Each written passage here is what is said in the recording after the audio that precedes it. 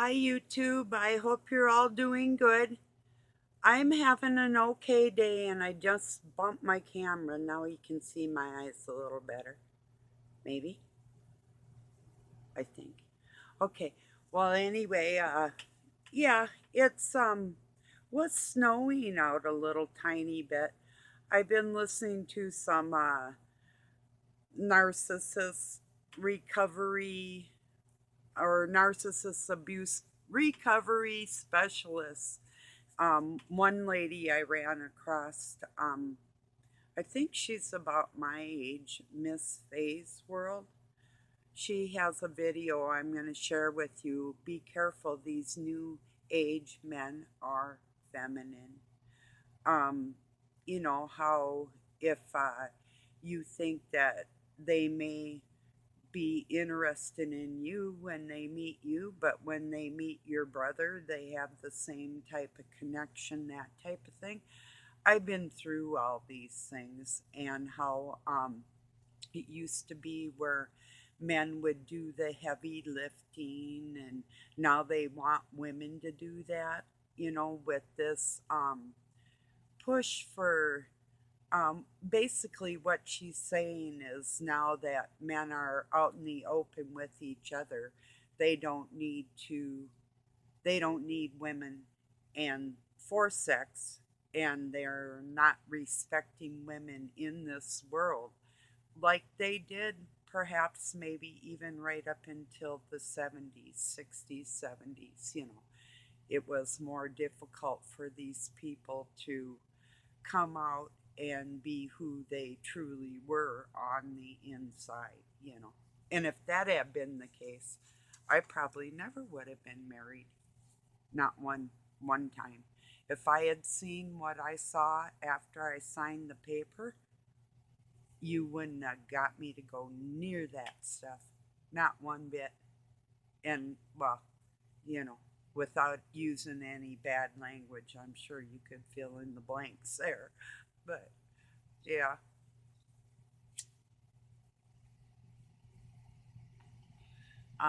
Another Andrew from Narc Daily was talking about when you go on vacation with a narcissist. What's that like? Oh, good Lord, have mercy. It's bad enough, not, excuse me, I dropped my cigarette. It's bad enough being in the same house with them, let alone having an audience for their shenanigans, charades, their um, uncontrollable natures. It's disgusting, actually. So, but I'll tell you a little story about what happened to me one time. I mean, some people will think, well, it's not really that big of a deal, but it was a very big deal. Um, in so on so many levels. Um, my oldest son was living in our house. He had a neck injury and he had some emotional problems. And the beginning of his nightmare was when he was a child, but it just progressed for him too. I know Satan's been attacking him big time, but okay, we were gonna go on, this was all Doug's idea too. We were gonna go on a fishing trip. He had found out about a lake up north, a little ways away from us, that had a campground and you could rent a boat and whatever. And we all had fishing gear and everything that we needed. We had beautiful fishing rods, and I knew how to drive a boat, and I'm a really smooth sailing captain. So we're out there on the lake. We get up there, we set up the tent, and we go out for fishing in the afternoon, right before evening time, uh, or when the sun comes up, or right before it's going down, are some really prime fishing times for like panfish and pike and those type of fish. So um, I get us into this just most beautiful area in this bay, and I'm driving around, and I told everybody, well, hang on, because I was going to go like across the lake a little ways.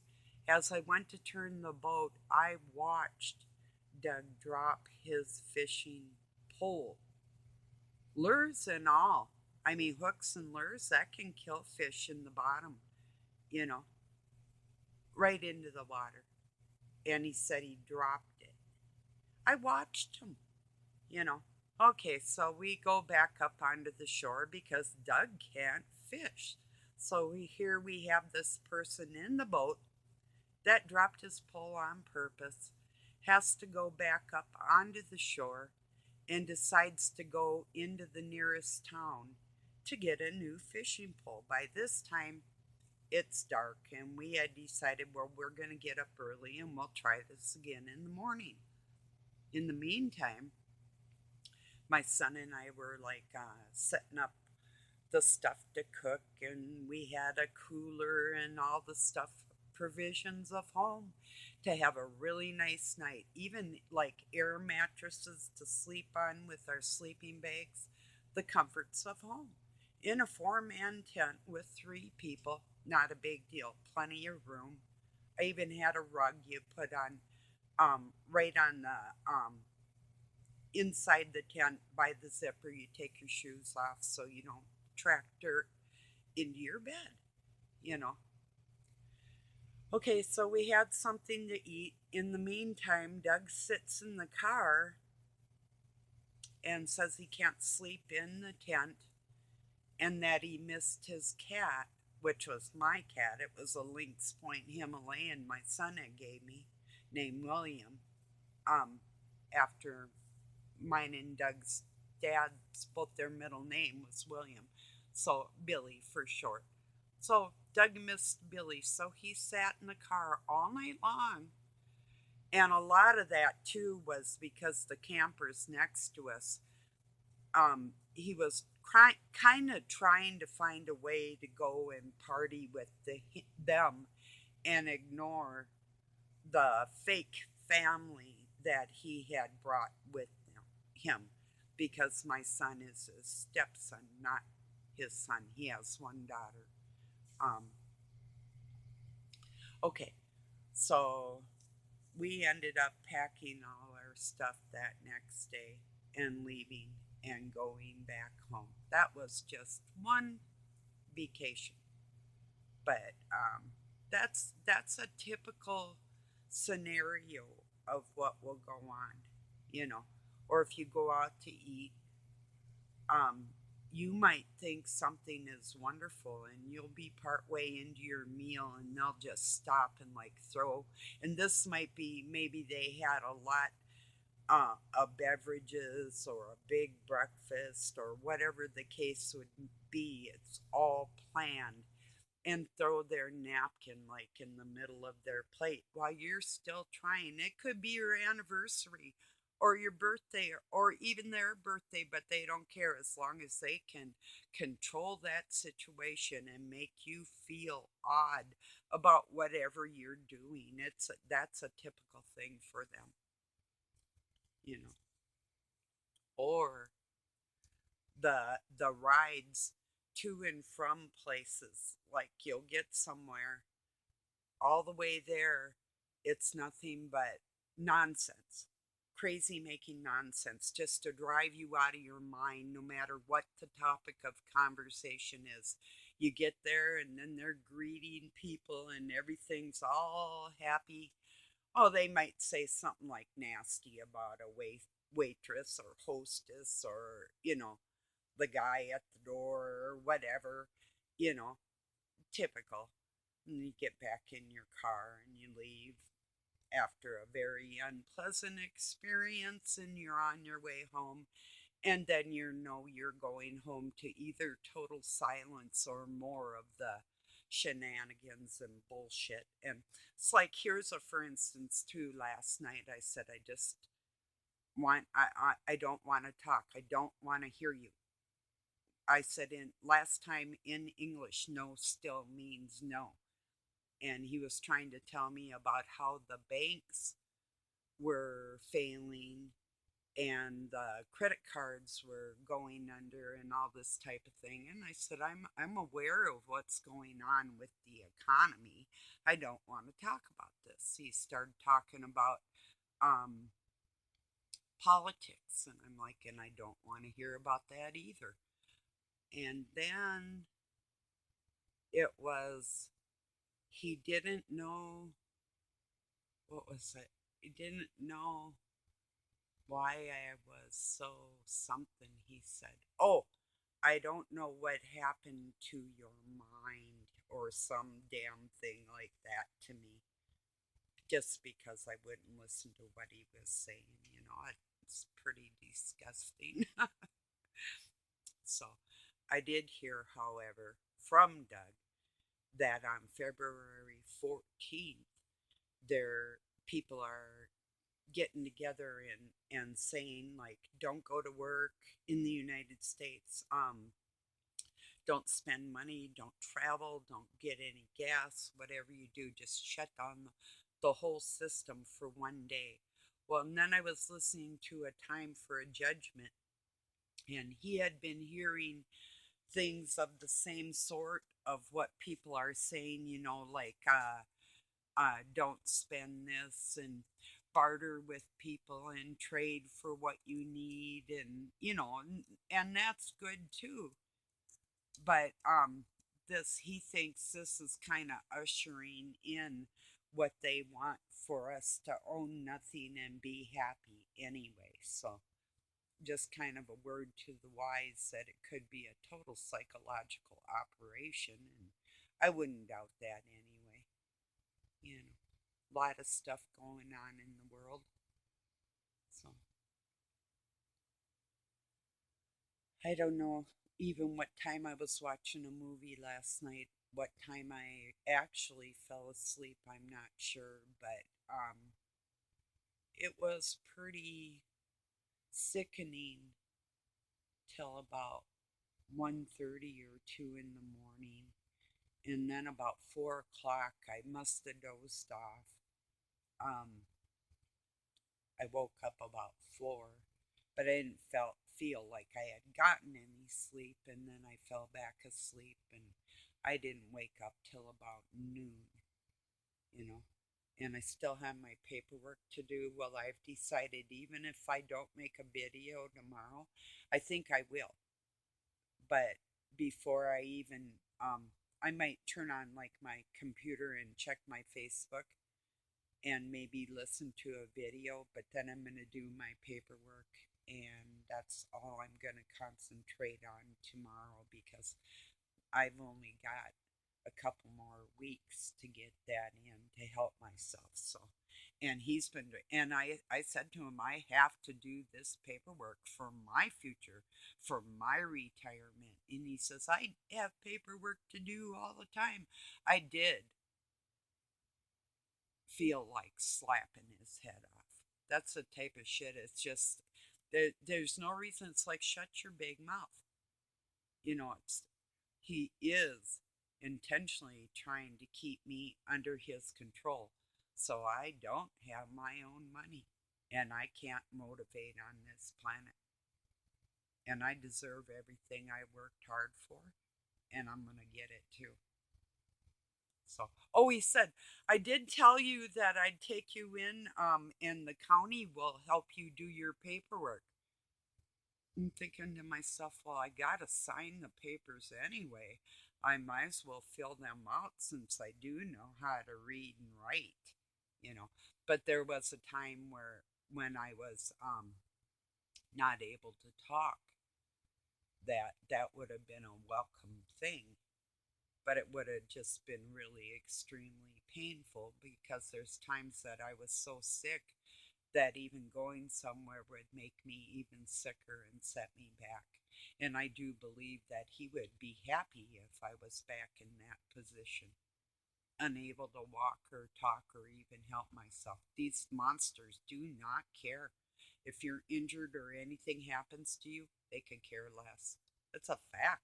I have fallen on the floor with my heart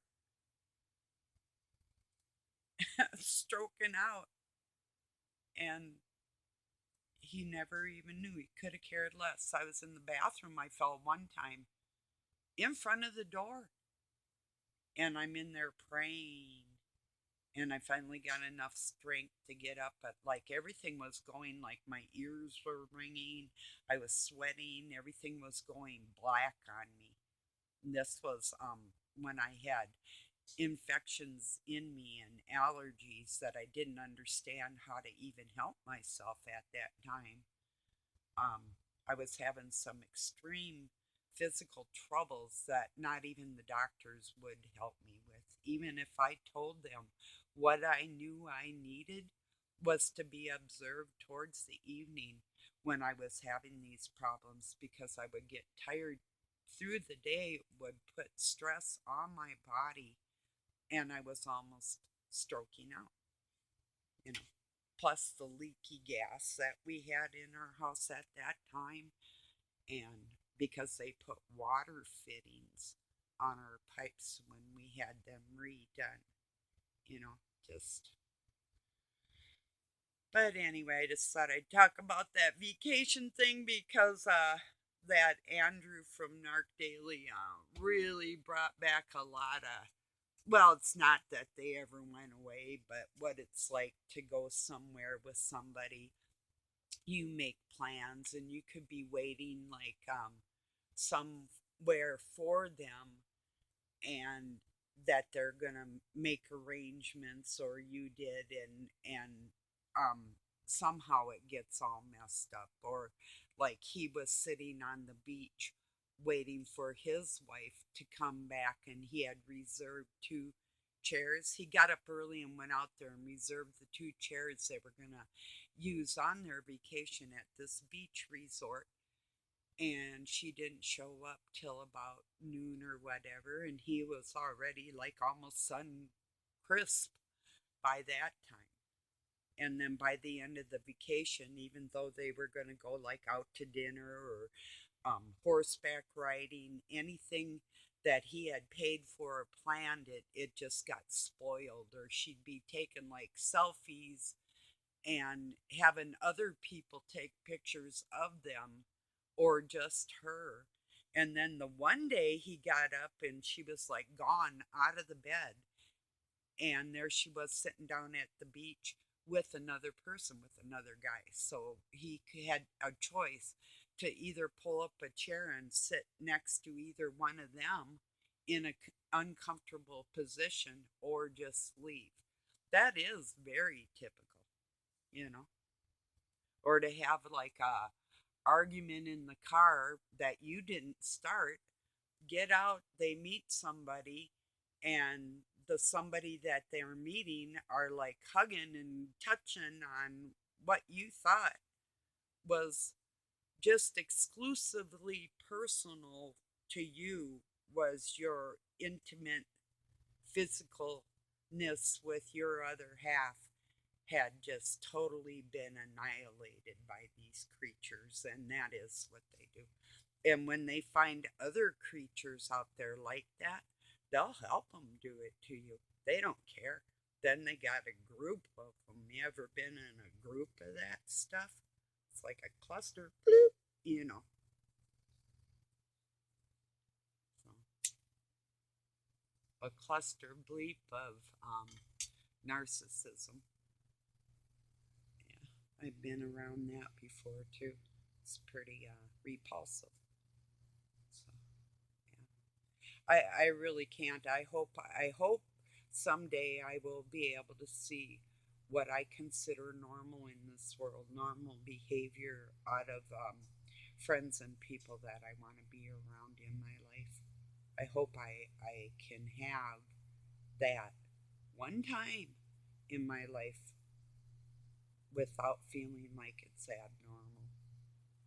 It's never happened, not really. Maybe just little snippets here and there of somebody being kind of halfway, what I would deem to be um, normal and reasonable, and all those good things that I consider human.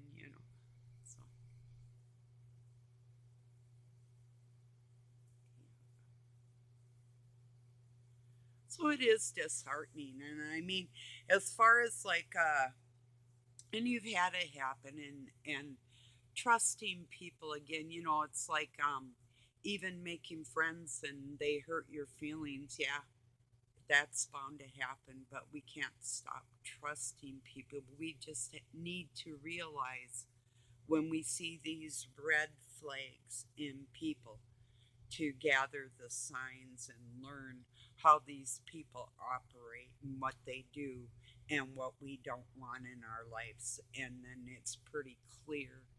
It's like, Miss Faye was talking yesterday about, people and dating, young people dating nowadays. And to me, if they would bring, like, and she was on the same wavelength like that, as far as traditional families and courting, as far as not going to each other's houses or anything, and actually going out in dates on dates in public and having the man pay for that, because these men want to act like they are the prize and you're not.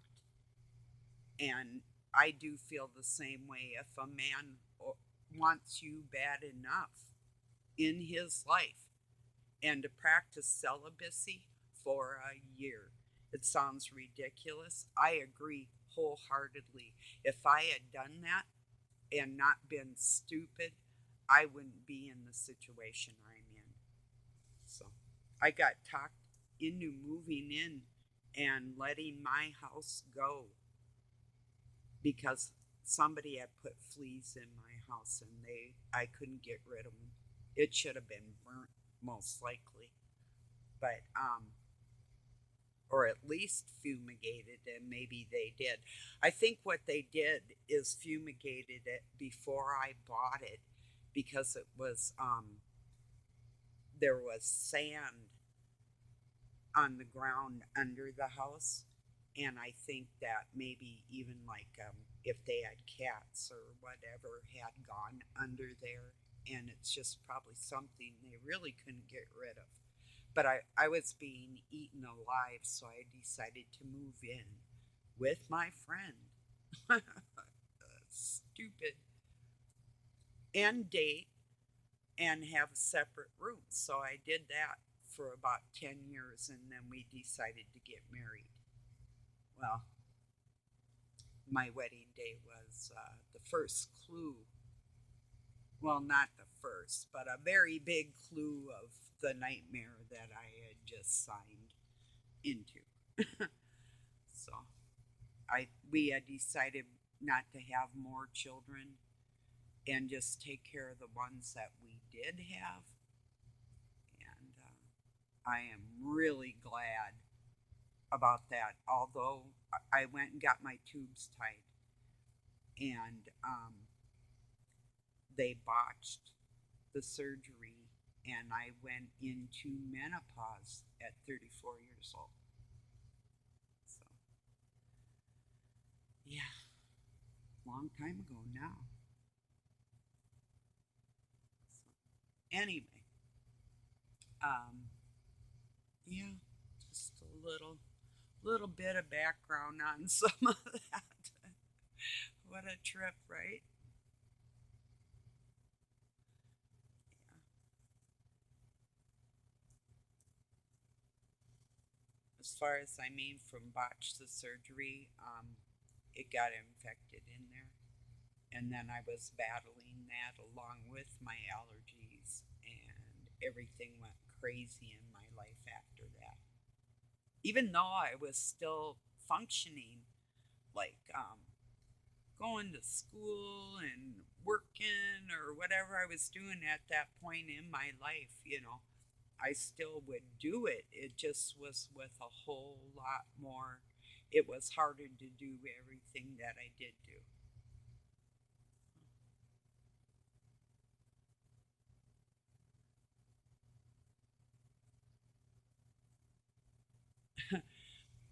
What a trip.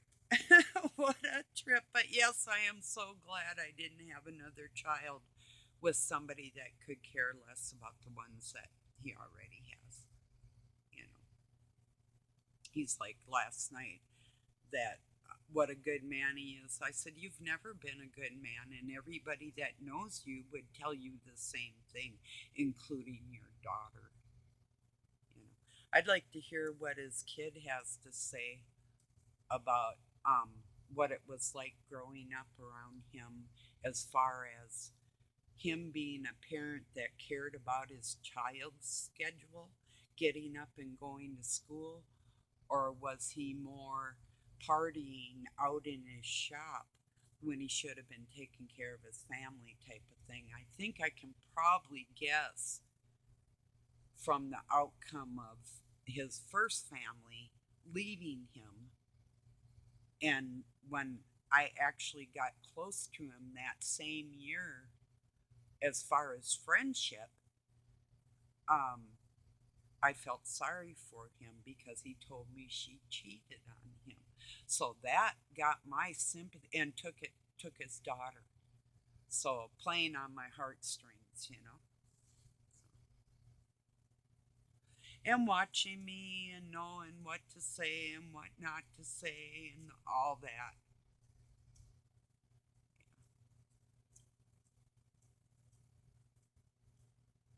At that time, he had lost his driver's license. He says to no fault of his own, but it just doesn't happen out of the blue. And I had borrowed him money through my ex, but I was the only one working, and gave them gas money to go around looking for jobs. But I gave him money to get his license back, that he did pay me back, but he forgot. I mean, magically forgot who gave him the money, and magically forgot that nobody else in my household had a job. You know, isn't that ironic? You'd think you'd remember if some woman that you didn't know really well, but acquaintance, borrowed you money so you could drive and function. I would remember that. But these people don't remember those type of things, you know. I'm like, how could you miss the fact that you'd be sitting at home with my ex or somewhere with him, and um I like I'm driving from the cities back to my place, picking my kids up from the babysitter, and